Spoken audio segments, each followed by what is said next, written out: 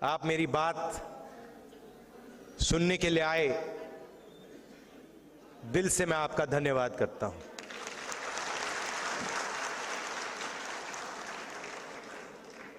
अनिल जैन जी ने अभी कहा कि मेरे परिवार के लोग ग्वाला थे और उन्होंने कहा कि पैदा होने पर ही मेरा फ्यूचर तय हो जाता था। मैं उस बात को थोड़ा आगे बढ़ाना चाहता हूं। पैदा होने से पहले आपका फ्यूचर तय हो जाता था। आप पैदा ही नहीं हुए, आपकी कैपेबिलिटी भी नहीं मालूम, आपका नाम भी नहीं मालूम, आपका फ्यूचर तय हो जाता था। और हिंदुस्तान के सारे लोगों को छोटे छोटे खांचों में डाल दिया जाता था। आप इस काम के लायक हो, आप इस काम के लायक हो, आप इस काम के लायक हो, ये आप कभी नहीं कर सकते हो, ये आप कभी नहीं बोल पाओगे। आपके पैदा होने से पहले डिसीजन लिया जाएगा कि आपको कोई छुएगा नहीं, आप कभी जमीन नहीं खरीद पाओगे। तो ये सारा पैदा होने से पहले ही डिसाइड हो जाता था। और हिंदुस्तान के करोड़ों लोगों ने, अरबों लोगों ने हजारों साल इस प्रकार जिंदगी जी है। उन्होंने अपना फ्यूचर डिसाइड नहीं किया, समाज ने उनके लिए पैदा होने से पहले उनका फ्यूचर डिसाइड कर दिया। तो आप सोचिए कितना दुख, कितना दर्द, कितनी कैपेबिलिटी जाया हुई।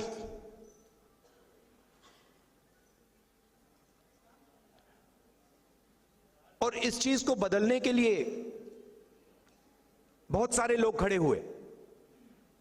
हिस्टोरिकली लिस्ट है, जय हिंद जी ने उनके नाम लिए,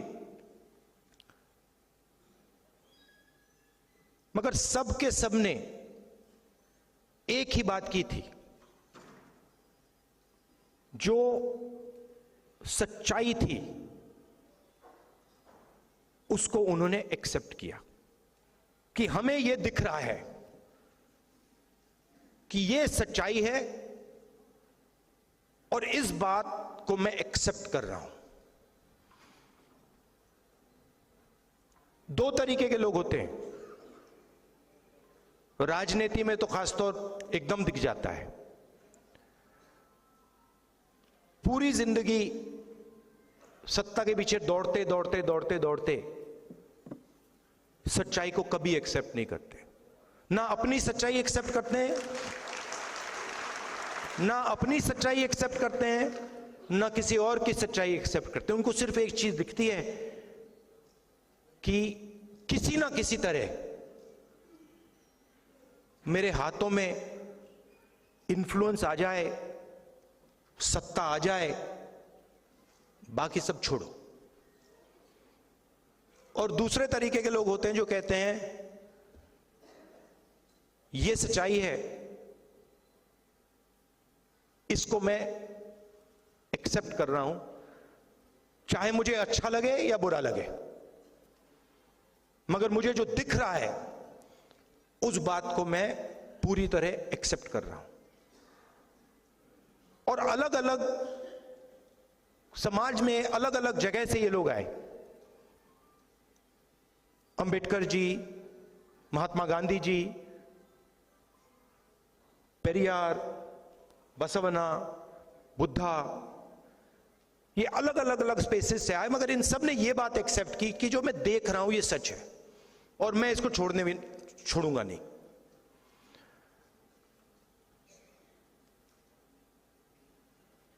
हिंदुस्तान में बहुत सारी ऐसी मूवमेंट्स हुई, मगर 3000 साल में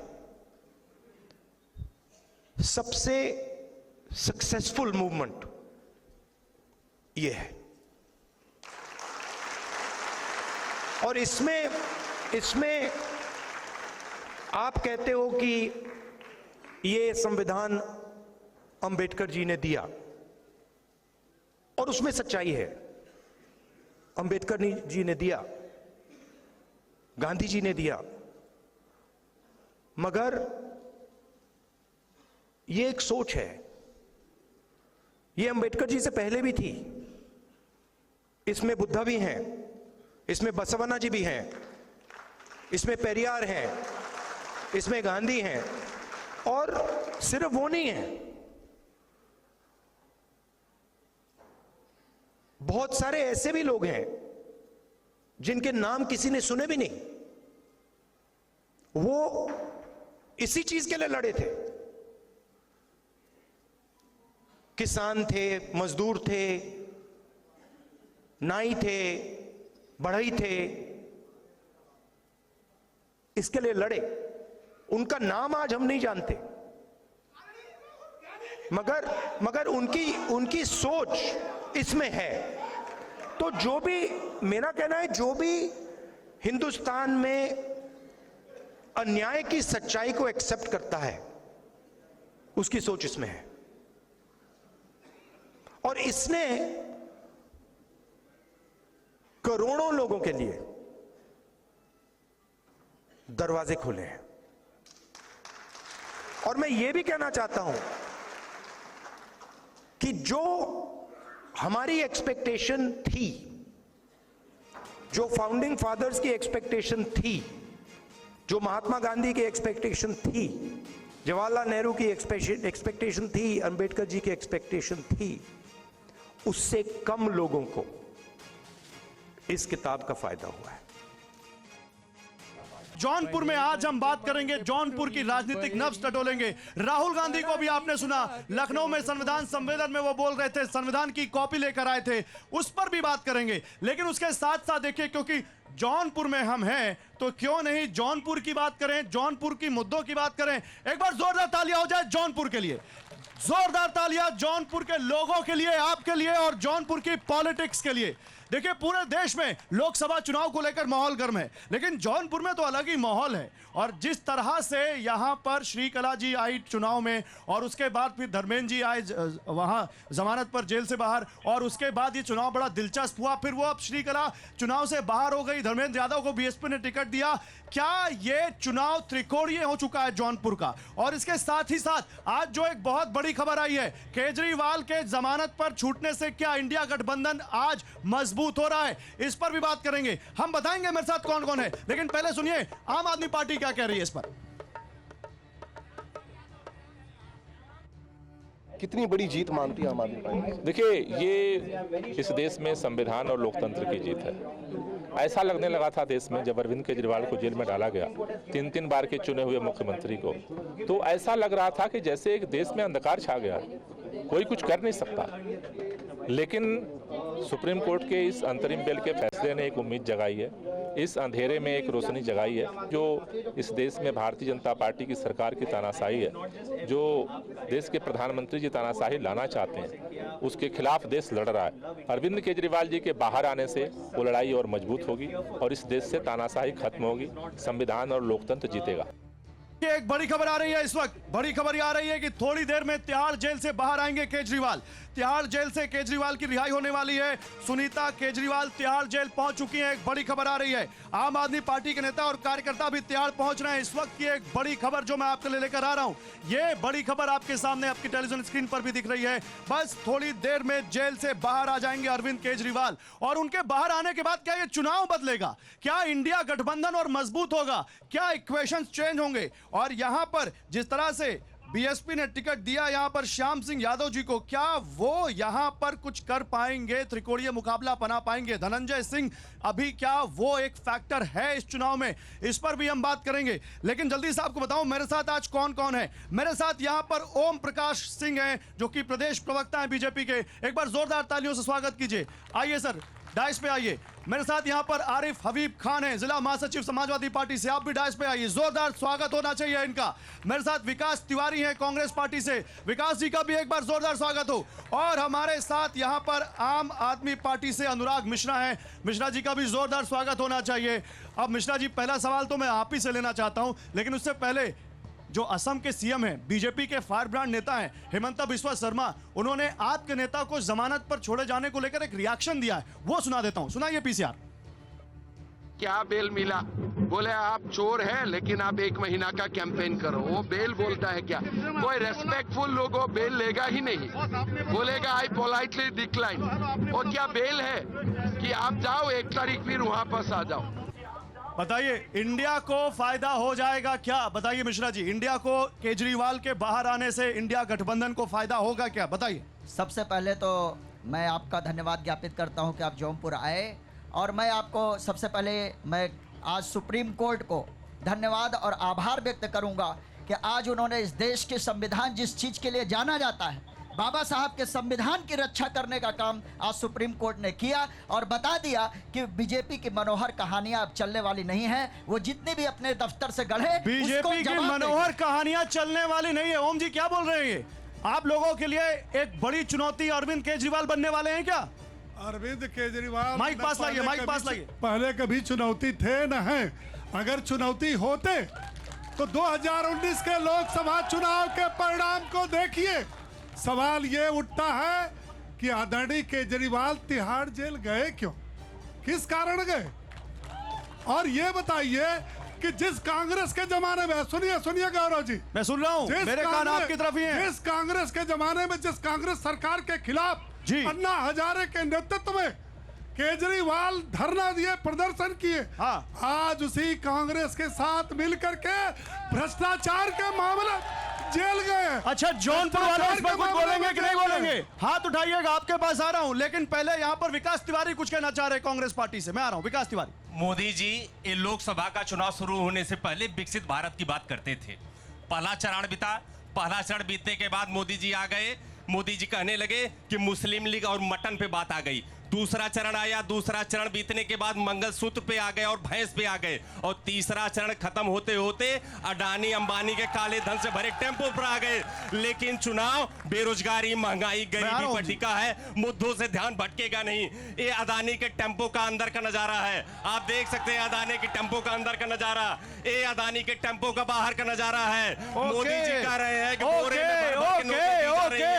आप जरा भैया हाथ उठाइए, जौनपुर वाले हाथ उठाइए भैया, खड़े होइए, बताइए कि अच्छा हो गया। 1 मिनट, आप जौनपुर वालों को सुनेंगे भैया, आप लोगों को तो रोज सुनते हैं, इनको सुनने आए। भैया बताइए, केजरीवाल आ रहे हैं जेल से बाहर। केजरीवाल अगर आज उनको रिहाई मिली है, मतलब रिहाई क्या है, वो आए हैं इसमें जमानत पे 1 तारीख तक, अगर उनको इंडिया गठबंधन को मजबूत करने के लिए, ये संविधान की एक जीत है, संविधान की जीत है। भैया खड़े होइए।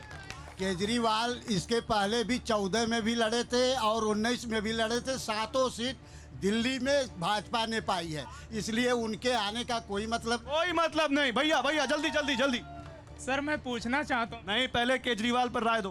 केजरीवाल शिक्षा के लिए और हेल्थ के लिए बहुत ही अच्छा काम कर रहे हैं। और रही बात घोटाले की, तो मैं बीजेपी प्रवक्ता से पूछना चाहता हूँ, आप जो कह रहे हैं कि अडानी के एजेंट हैं, आप कभी अडानी के ऊपर बोलते नहीं थे, तो पीएम कैसे कहने लगे? चलिए, बोलते नहीं थे, पहले बोलते नहीं थे। आप खड़े होइए, आप क्या कहना है? केजरीवाल के आने से बीजेपी को चुनौती? केजरीवाल के आने से बीजेपी को कोई चुनौती नहीं। केजरीवाल को सुप्रीम कोर्ट में सिद्ध कर दिया कि भ्रष्ट आदमी है, केवल प्रचार के लिए उसको भेजा जा रहा है। 1 तारीख के बाद फिर उसको 1 तारीख के बाद फिर। भैया खड़े होइए, आप बताइए जल्दी। देखिए, इस समय जो मौजूदा सरकार है या भ्रष्टाचारी खुद सरकार है। केजरीवाल जी आए हैं, इंडिया गठबंधन भारतीय जनता पार्टी की सफाया करेगी, और बाबा साहब के संविधान को बचाने के लिए, आरक्षण बचाने के लिए जनता इंडिया गठबंधन के साथ है। ओके, इधर भैया खड़े हो, जल्दी। इंडिया गठबंधन पूरे देश में कहीं चुनाव जो है फाइट में नहीं है। इंडिया गठबंधन चुनाव जीतकर 400 पार लाएंगे, ये आप देखते रहेंगे। 4 जून को दिखाई। ठीक है भैया, आप बोलिए। केजरीवाल जी कोई जो है हमारे लिए चुनौती नहीं है। मैं आपको बता दूं, वो आंदोलन हमारे लिए मतलब आप बीजेपी से हैं? नहीं, मैं जो है कि ये आपको बताना चाहता हूं कि ये केजरीवाल जी का जो मुखौटा है, ये पूरी जनता देख चुकी है, और ये इंडिया गठबंधन कहीं भी जो है किसी के लिए। भैया देखिए, अब आरिफ जी आप भी इंडिया गठबंधन से हैं, अभी बड़ी बड़ी बातें कर रहे थे यहाँ पर आशीष जी, यहाँ जनता कह रही है कोई चुनौती नहीं है केजरीवाल, बताइए। देखिए 10 सालों में केवल झूठ की बौछार हुई है, और इस पर मैं एक लाइन कहना चाहता हूं, इरशाद। झूठ बार बार, एक और झूठ 400 पार, ये आखिरी झूठ है। और इंडिया गठबंधन तीसरे चरण का जो चुनाव है वो चुनाव इस बात की गवाही देता है कि देश की जनता इंडिया गठबंधन के पक्ष में लामबंद है, और आने वाले दिनों में इंडिया गठबंधन की सरकार बनेगी। क्यों बनेगी? इसलिए बनेगी कि जो 2 करोड़ रोजगार का वादा मोदी जी ने किया था वो हम पूरा करेंगे। अच्छा ठीक है, ओके, ओके। किया। अब जौनपुर की बात करते हैं। नो, अब जौनपुर की बात करते हैं भैया। जौनपुर वाले बैठे हैं, बेकरार हो रहे हैं जौनपुर की बात करने के लिए। अभी आ रहा हूं मैं आपके पास। ओम जी, जौनपुर में कह रहे हैं बीजेपी में थोड़ा गड़बड़ है, एक साथ नहीं है बीजेपी वाले, कैंडिडेट को लेकर ज्यादा दिक्कत, वो बहुत सहमत नहीं है। क्या कहना है आपका, बताइए। तो इंडिया गठबंधन है जो 7 परिवारवादी और 8 भ्रष्टाचारियों की मिलकर बनी हुई पार्टी है। अरे मैं ये जौनपुर के लोग ये पूछना चाहते हैं कि इसके पहले हमने एक सांसद को चुना था जो 5 साल तक जौनपुर की धरती पर दिखाई नहीं पड़ा, यहाँ तक कि जब कोरोना था उस आदमी को टार्च लेकर खोजा जा रहा था कि कहाँ है जो है श्याम सिंह यादव, दिखाई नहीं पड़े। आज वो फिर आए। देखिए गौरव जी, चोर चोर मौसेरे भाई, ये सब एक दूसरे की गलबहियां, ये चुनाव तक है। मिश्रा जी क्या कह रहे हैं? मिश्रा जी आप, गौरव जी एक चीज बताइए, इनका इतिहास सुनिए, मेरी बात सुनिए, एक मिनट रुकिए। गौरव जी मेरी बात सुनिए। मैं ये पूछना चाहता हूँ कि आज जो इंडिया गठबंधन बनी है, कई महीने पहले बनी है और कितने दिन चलेगी? क्या इनका इतिहास है कि चुनाव मतगणना के बाद इस गठबंधन का कोई भी पक्ष मौजूद रहा है? मैं रुकिए, लेकिन आप बीएसपी पर आप कहा जवाब दे रहे हैं? श्याम सिंह यादव बीजेपी के दफ्तर से गए हैं, 5 साल गायब रहे, क्या जवाब देंगे? सपोर्टर है, उनके हृदय से पूछिए। और जो भारतीय जनता पार्टी का झंडा लेकर के चलने वाले हैं, इनसे पूछिए कि आरएसएस पर जिन्होंने किताब लिखी, उनको सीने पे बैठाल करके कैसे लेके जाएंगे। इसीलिए भाजपा के कार्यकर्ता कह रहे हैं किसको किसको देखिए, किस पे बोलिए, आराम बड़ी चीज है, चादर ओढ़कर सोइए। भाजपा का कार्यकर्ता भजन सम्राट पाठक जी सेल्फी ले रहे हैं और कह रहे हैं हम रेडी, हमारे पास इसको लेकर गाना है, तैयार रहिए, आ रहा हूं। लेकिन भैया जौनपुर की बताओ हमें, आप युवा हो, जौनपुर में चुनाव कैसा चल रहा है? बहुत बढ़िया, भाजपा यहाँ बहुत अच्छे मतों से जीत रही है। और उसके बाद मैं ये पूछना चाहूँगा कि ये इन्हीं के गठबंधन, सपा बसपा का जब गठबंधन था तो इन्हीं के सांसद, किसी को पता नहीं था कि हमारे जौनपुर के सांसद कौन है। अच्छा भैया बताइए, आप लोग कुछ कहेंगे इस पर? एक बार हम पूछना चाहेंगे कि इंडिया गठबंधन के प्रधानमंत्री कौन बनेंगे यदि सत्ता में आते? अरे भैया रुकिए इधर, आप खड़े होइए चाचा, बताइए क्या कहना है? बोलिए बिना पकड़े। मैं इस मुद्दे पर सिर्फ यही इतना कहना चाहूँगा, ये पब्लिक है, ये सब कुछ जानती है। 4 लाइनें देना चाहूँगा। वाह।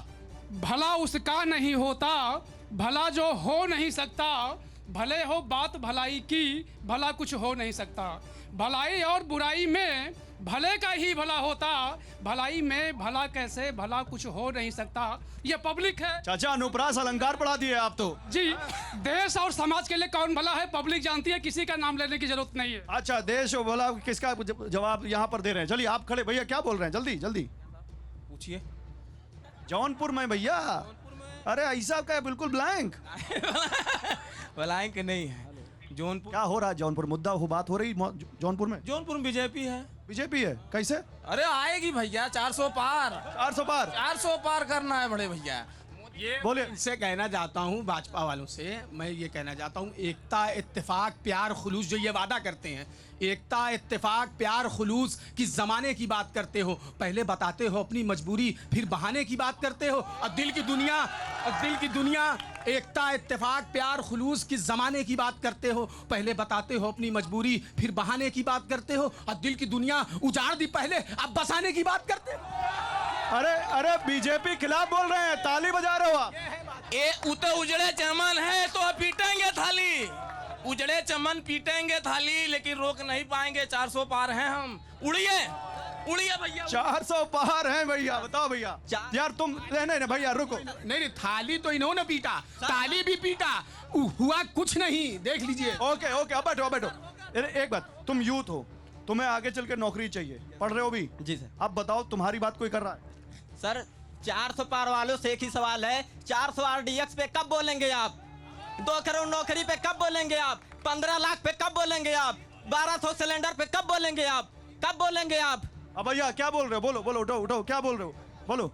इस पर नहीं बोलेंगे। इस पर 400 और ये जो पूछ रहे हैं नौकरी को लेकर, आपको कुछ नहीं पूछना है? नहीं हम तो क्या पूछे, जब वो भी तो मेरे बराबर के हैं, वो पूछ रहे हैं, उनका जवाब दे ही नहीं पा रहे हैं, तो मेरा क्या दें? आप पूछे ना, आप भी पूछे। जैसे आप छोड़िए, आप जौनपुर में हैं तो हम जौनपुर की बात करते हैं, और बाहर जौनपुर की ही बात करें। जौनपुर में है तो जौनपुर में बस एक ही फैक्टर था, वो है धनंजय सिंह का, और वही फैक्टर था धनंजय सिंह। धनंजय सिंह का नाम जौनपुर से लेकर दिल्ली तक लिया जाता है भैया। धनंजय सिंह कितना बड़ा फैक्टर है? कौन कौन बताएगा? हाथ उठाइए, बताइए भैया, खड़े होइए, बताइए कितना बड़ा फैक्टर। धनंजय सिंह सर जौनपुर के लिए बहुत बड़ा फैक्टर है। धनंजय सिंह का टिकट कटना समझिए कि बीजेपी की जीत है। धनंजय सिंह का टिकट कटना बीजेपी की जीत है भैया। कोई उनको बाहुबली बोलता है, कोई रॉबिन हुड बोलता है, कोई माफिया बोलता है। धनंजय सिंह के बारे में क्या कहें? धनंजय सिंह जब चुनाव लड़ रहे थे तो बीजेपी वाले थर-थर कांप रहे थे, इनको लग रहा था हम तीसरे नंबर पर जा रहे हैं, इसलिए धनंजय सिंह को जेल में टार्चर करके इतना परेशान कर दिया, जेल से बाहर निकलते ही वो लड़ने से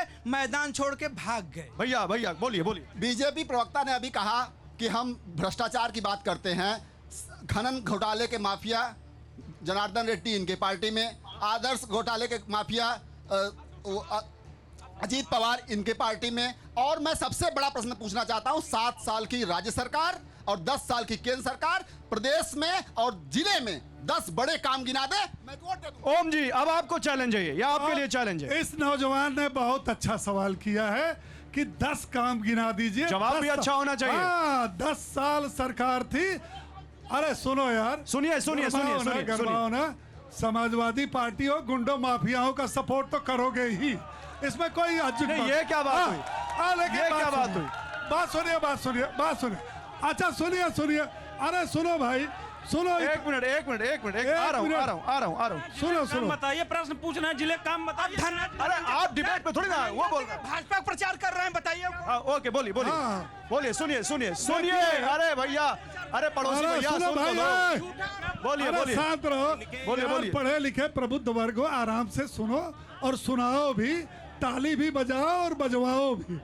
मेरा ये कहना है गौरव जी, इन्होंने बहुत अच्छा सवाल किया। जी भारतीय जनता पार्टी को इस देश की जनता पहले आजमाती है, फिर बार बार दोहराती है। हाँ। आप ये बताइए कि 2014 में मोदी जी जब आए, प्रधानमंत्री के रूप में प्रोजेक्ट किए गए भारतीय जनता पार्टी द्वारा, इस देश की जनता ने विश्वास किया। फिर 19 में क्या किया, और जब हम 24 में आए तो हम 10 साल इस भारत के में जो काम इस सरकार ने किया, सर जौनपुर के 10 काम, एक सेकंड, मेरे पास ज्यादा वक्त नहीं है। जौनपुर के 10 काम।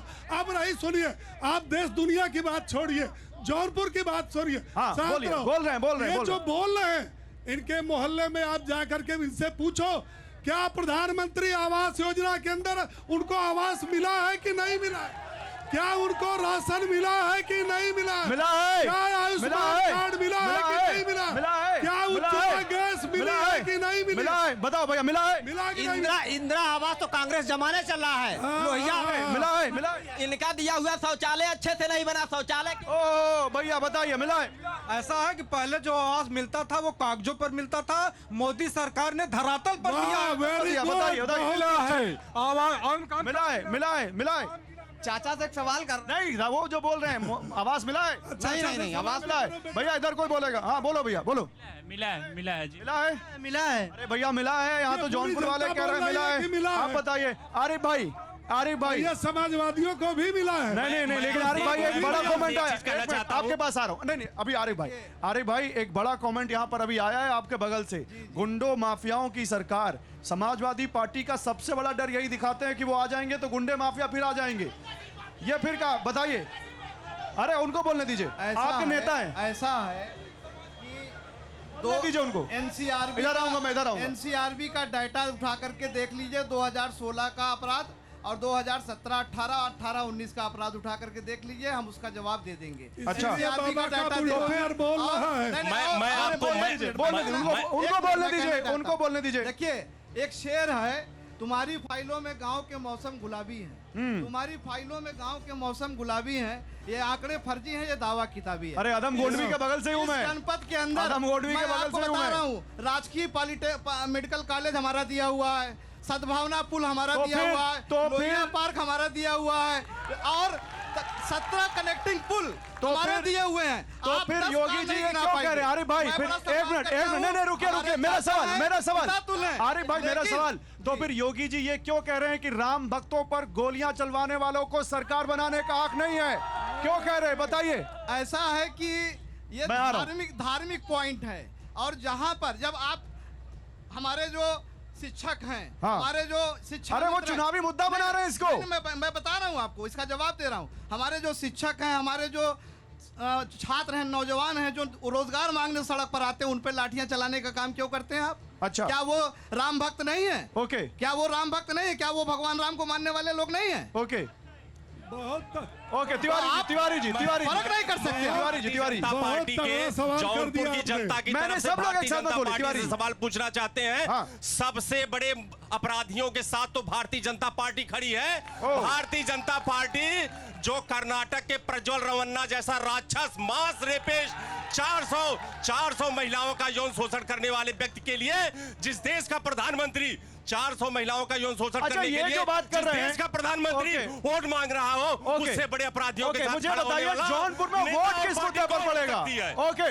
जौनपुर वाले आप लोग बताइए, वोट एक मिनट, उधर आप लोग का हो गया, वोट किस मुद्दे पर पड़ेगा? बदलाव होना तय हिंदू वोट बेरोजगारी, बेरोजगारी, भ्रष्टाचार, लाइन ऑर्डर, ठीक है, हटिए। यहाँ से बीजेपी नहीं आएगी। बीजेपी नहीं आएगी भैया। वोट किस मुद्दे पर? बेरोजगारी, बेरोजगारी, बताओ भैया। इंडिया गठबंधन। मैम आप खड़े होइए, आपको कुछ बोलना है? वोट किस मुद्दे पर पड़ेगा?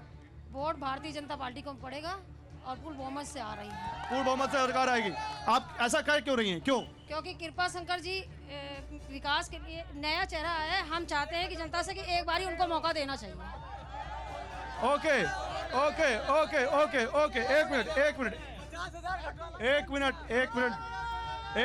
एक मिनट। और यहाँ पर महिलाएं जो बैठी हैं उनसे बात करते हैं। मैम आप लोग बताइए, आप भी महिलाएं हैं, क्या वोट आप में किस मुद्दे पर पड़ेगा और आप लोगों की कितनी सुनी जाती? मुझे तो ये गर्व है कि कम से कम बाबा जी की सरकार में गलत नहीं हो रहा है, बस सही जो हो रहा है सही हो रहा है। क्योंकि तो सुन लीजिए, आज तक जितना भी एग्जाम दिए हैं बच्चे, मेरी भी बच्ची तैयारी करती है, पढ़ाई करती है, लेकिन हम देखे हैं कि हमेशा वो लोग गलत किए हैं। कम से कम इसमें किसी की सेटिंग नहीं चल रही। ठीक है, आप बताइए मैम। सर मैं इस सरकार से खुश नहीं हूँ, क्योंकि मैं पढ़ी लिखी हूँ, बीएड कर रखा है और प्राइवेट में बहुत कम सैलरी है, इतनी महंगाई है, और मैं चाहती हूँ कि बेरोजगारी भाजपा पार्टी जो है वो अच्छा काम कर रही है, थोड़ा हम लोगों पे ध्यान दें। चलिए, ये ओम जी देखना है आपको, बोलिए। ओम प्रकाश जी यहाँ के वरिष्ठ जो है पत्रकार भी हैं और इनको सारी जानकारी रहती है। अरे अभी तो बीजेपी नेता हैं। अरे मेरा एक इनसे प्रश्न है कि क्या शायद इनको जानकारी नहीं होगी, कम से कम यहाँ पे 217 प्राथमिक विद्यालयों में किसी एक बच्चे ने एडमिशन नहीं लिया। पूरा शिक्षा मंत्रालय आपका परेशान है, सिंगल एक भी प्राइमरी विद्यालय। ठीक है मैम, आप बोल चुकी हैं, भैया बताओ। सर मेरा कहने का मतलब ये है कि जब मोदी जी पहली बार आए तो चाय वाले के नाम पे वोट लिए, फिर दूसरी बार आए तो विकास के नाम पे वोट लिए, अब जो तीसरी बार आ रहे हैं तो इस बार ये वोट मांग रहे हैं किस पे? कि मुस्लिम लीग का इनका मैनिफेस्टो है, फिर इस पे चले आए हैं। फिर अच्छा, हिंदू मुसलमान कर रहे हैं आप बोल रहे हैं? ओके, एक मिनट भैया, वो क्या कह रहे हैं बताइए, खड़े होइए। कौन बोलेगा? आप अरे बोल नहीं रहे हो, हाथ इतना हिला रहे हैं, बोलो भैया। जो राम को लाए हैं हम उनको लाएंगे। राम को कौन ला सकता है भैया? राम तो दूसरों को लाते हैं। राम मंदिर बनवाने का काम जिसने किया, हम किसने किया राम मंदिर बनवाने का काम? भारत सरकार ने, नरेंद्र मोदी, योगी मोदी सरकार। तो कोर्ट ने क्या किया? कोर्ट ने उसका फैसला दिया। सरकार का कोई लेना देना नहीं उसमें। पहले कोर्ट में फाइल ही नहीं हो रही थी, सुप्रीम कोर्ट तक मुद्दा पहुंच। ये जानकारी कहाँ से मिली आपको? इंटरनेट पे सारी जानकारी उपलब्ध है। इंटरनेट पे सारी जानकारी अच्छी नहीं होती, सही नहीं होती। इंटरनेट के माध्यम से हमने पता। चलिए ठीक है, व्हाट्सएप से तो नहीं मिली?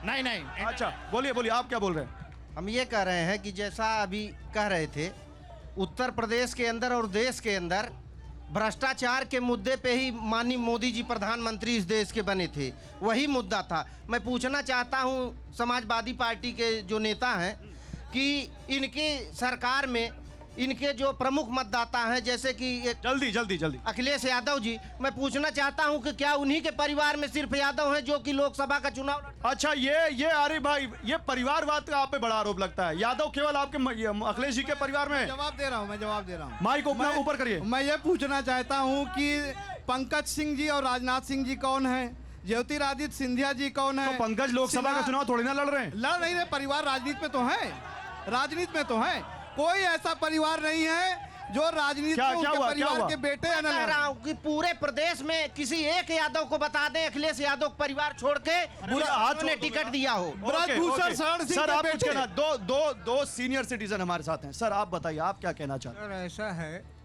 कि एक अंग्रेजी में कहावत है कि the tree drives from top, so do organization. अगर मोदी और योगी ना आए होते ना तो इस देश में संस्थाएं बचती ही नहीं। अंतर्राष्ट्रीय और राष्ट्रीय इतने दबाव हैं। दूसरी चीज यह है कि सारी संस्थाएं सूख रही थी। और आप कह रहे हैं मोदी और योगी ने अच्छा काम किया? अच्छा काम नहीं किया, इस देश को बचा लिया। इस देश को बचा लिया? अरे भाई साहब, ये तो बहुत बड़ी टिप्पणी। भैया बताओ। मेरा एक सवाल है कि जिस तरीका से अरविंद केजरीवाल ने 2013 में अन्ना हजारे के आंदोलन के बाद वो 2014 में काशी चुनाव लड़ने आए थे, तो मेरा आज आम आदमी पार्टी और गठबंधन से जवाब सवाल है, क्या वो जेल से छूटने के बाद काशी विश्वनाथ के दर्शन करने आएंगे? अरे मिश्रा जी जवाब दीजिए। देखिए, पहली बात तो ये लोग जितने भी धर्म की बोलने दीजिए। पहली बात मैं आपको बता दूं, जो जिनको इतना घमंड हो गया है कि हम राम को लाए हैं, ये राम को लाने वाले लोग हैं, इनसे हमको भक्ति नहीं सीखनी है। पहली बात समझ लीजिए। दूसरी चीज, ये लोग पिछड़ों के विरोधी हैं। क्या हुआ? ये लोग पिछड़ों के विरोधी। और सरकारों में राम मंदिर क्यों नहीं बना? बताइए। हाँ ठीक, क्या हुआ? और सरकारों में धारा 370 क्यों नहीं हटा? बताइए। नहीं, सवाल जनता का, मेरा सवाल नहीं, जनता का। तो उसी का जवाब ही बता रहे हैं। पिछड़ा विरोधी है, दलित विरोधी है, अल्पसंख्यक विरोधी है, ये सारे के सारे। आज आप बताइए, जो 5 साल प्रदेश का मुख्यमंत्री रहा हो, कार्यालय छोड़ने के बाद अखिलेश यादव जी पिछड़े वर्ग से आते हैं। अरे भैया, वो कुछ और पूछ रहे हैं। मंदिर को तुड़वाने का की बात भटकाई जा रही है। हमारी बहन यहाँ बैठी है। आज का सबसे बड़ा मुद्दा महंगाई, बेरोजगारी, भ्रष्टाचार, इस पे बातें नहीं, खाली राम मंदिर, हिंदू मुसलमान। ये ओम जी, ओके ओम जी से सवाल। ओम जी, आप लोग मुद्दों पे बात नहीं कर रहे, महंगाई पे नहीं बात कर रहे, बेरोजगारी पे नहीं बात कर रहे, कह रहे मुद्दा भटका रहे हैं आप। बताइए। गौरव जी, जब राम और राम मंदिर की बात आएगी, इनके सीने पर सांप लौटेगा। मैं एक सवाल करना चाहता हूं आपके माध्यम से, और ये राष्ट्रीय सवाल है। राहुल जी कहते हैं, अखिलेश जी कहते हैं, सब कहते हैं कि हम भी राममय हैं, हम भी राम के भक्त हैं, हम भी हिंदू हैं। मैं पूछना चाहता हूं, क्या राम मंदिर अयोध्या में गांधी खानदान का कोई चश्मो चिराग आज तक क्यों लिया? क्या समाजवादी पार्टी का खानदान का कोई राम मंदिर गया? एक मिनट, मेरा सवाल, जवाब लीजिए। जवाब हो राम सर, मेरा सवाल बीजेपी प्रवक्ता से है। माननीय अखिलेश यादव 2 दिन पहले कन्नौज के एक मंदिर में पूजा पाठ करने गए थे, तो वहाँ के मंदिर को क्यों धुलवाया गया? इसका मतलब ये सवाल है। राम मंदिर में क्यों नहीं जाते? नहीं, कन्नौज का मंदिर क्यों धुलवाया? कन्नौज का मंदिर क्यों धुलवाया, पूछ रहे हैं। जवाब दीजिए। किसने धुलवाया? कह रहे हैं किसने धुलवाया? वहाँ के बीजेपी कार्यकर्ता और आरएसएस के कार्यकर्ता जाके मंदिर को धो रहे थे। हमको इसका जवाब चाहिए। सुनिए, राम भक्तों पर गोली चलवाने वाले के खिलाफ वहाँ के हिंदुओं ने धुलवाया। बोलिए सर, बोलिए। गौरव जी, मैं ये पूछता हूँ कि अखिलेश यादव और शिवपाल यादव से ज्यादा भ्रष्ट हिंदुस्तान में कोई है क्या? इन्होंने सर, अब ये कौन तय करेगा? ये आप तो आपकी राय। ठीक है। अब मेरा समय खत्म हो चुका है। भजन सम्राट पाठक जी, देखिए, हम लास्ट मोड में अपने कार्यक्रम के लास्ट लेग में हैं। कुछ ऐसा जो यहाँ की जौनपुर की एकदम जोशीली जनता के लिए कुछ अच्छा सा यहाँ पर राजनीति हो, लेकिन किसी पार्टी के पक्ष में ना हो। जल्दी। तो रहे थे कि अच्छा पीएम। हेलो, अरे चुनेंगे अच्छा पीएम, हम भारत की शान बढ़ाएंगे। चुनेंगे अच्छा पीएम, हम भारत की शान बढ़ाएंगे। हम मिलकर कदम बढ़ाएंगे, जौनपुर का नाम बढ़ाएंगे। मिलकर कदम बढ़ाएंगे, जौनपुर का नाम बढ़ाएंगे। अच्छा सांसद चुनकर हम तो जौनपुर का दिल्ली नाम तक ले बढ़ाएंगे, जौनपुर का नाम बढ़ाएंगे। मैंने बोला जोरदार तालियां हो जाए। एक अच्छा आप सभी का बहुत सांसद शुक्रिया, चुनकर हम समय खत्म सब हो चुका दिल्ली तक ले है। आप सभी का बहुत शुक्रिया, समय खत्म हो चुका है। लेकिन एक बार जोरदार तालियां हमारे तमाम प्रवक्ताओं के लिए। बहुत बहुत अच्छा लगा आप लोग से बात करके। जौनपुर वालों का बहुत बहुत शुक्रिया। नमस्कार, थैंक यू।